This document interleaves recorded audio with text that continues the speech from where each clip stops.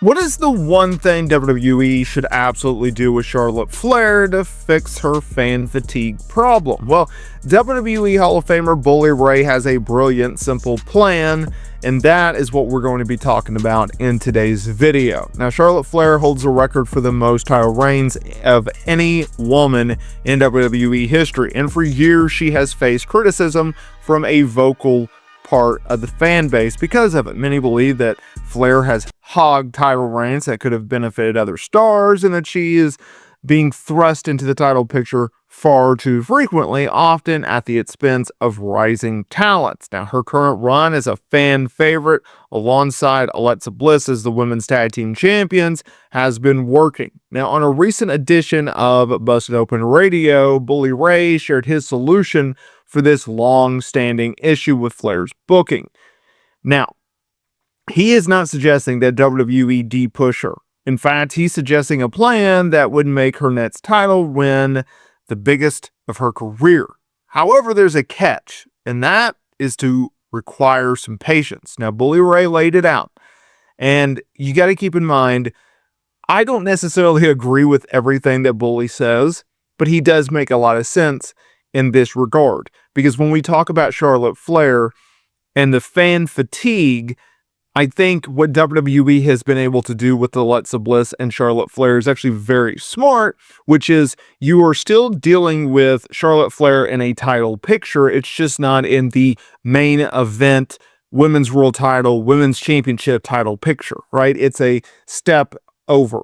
And WWE has pivoted with a lot of stars, a la Liv Morgan and Roxanne Perez and all of them, and Rhea Ripley, where, hey, we don't need you in the women's world title picture right this second. We don't need you in the main event scene, but we want to keep you on television. We want to do so in a prominent and featured way. And so we're going to move you over to the tag team division, help you bring up some newer, younger stars and tag teams, while also giving you something meaningful to do on television. Essentially very, very smart.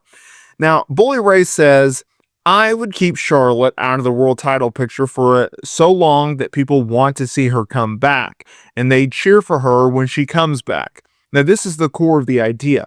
Make the fans miss the queen as a main eventer. Now, he said that this plan, there's one very interesting and important requirement. Now, he said this. But in order for that to happen, I believe you need to build another Charlotte, which isn't happening anytime soon. By another Charlotte, he means a new dominant, unstoppable champion. Now, he explained the scenario perfectly.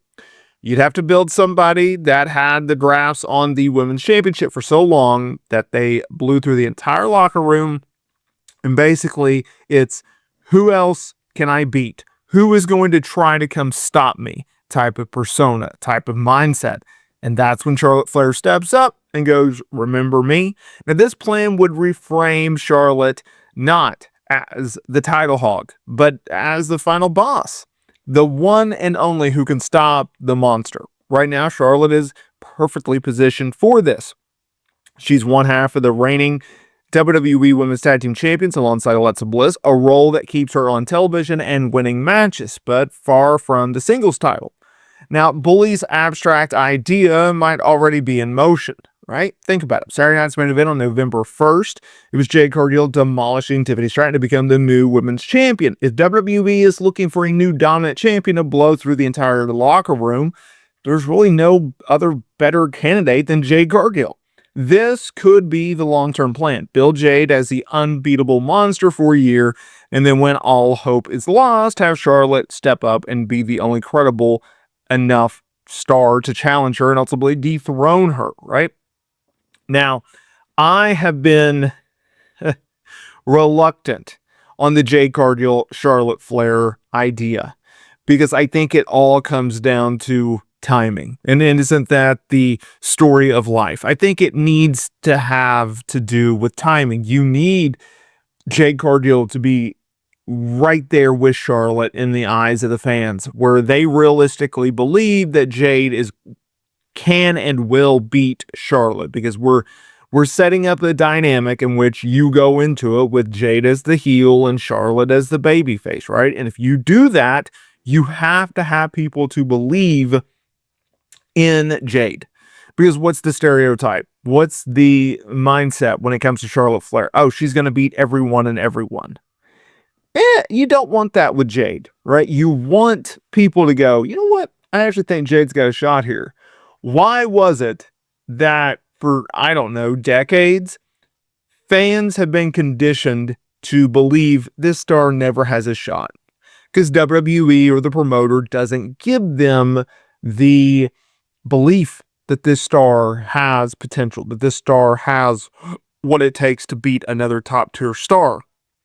When you deal with that mentality, it's very hard to book. It's very hard to lay out matches. It's very hard to set up feuds. You need credibility, right? That's why, like, the whole argument of, well, wins and losses don't matter. And it's like, no, but they do. They do. Because you need the fans to buy in. You need them to believe. And if they don't believe, then what are we doing, right?